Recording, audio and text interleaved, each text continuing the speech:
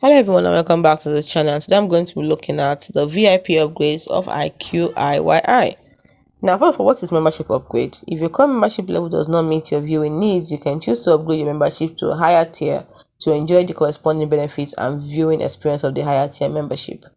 Now how can you do this? You can access the membership upgrade interface and choose to upgrade your subscription to a higher tier membership package, which will allow you to convert the remaining membership duration into the upgraded higher tier membership.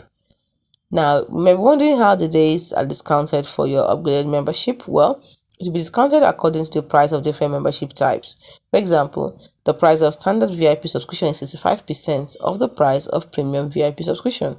So your remaining 100 days of standard membership will be converted to 65 days of premium membership when you upgrade to premium membership. When you do not meet one day after the conversion of your days, it will be graded for you accordingly to 1 day. So even if you do not beat a day, it will be upgraded to 1 day.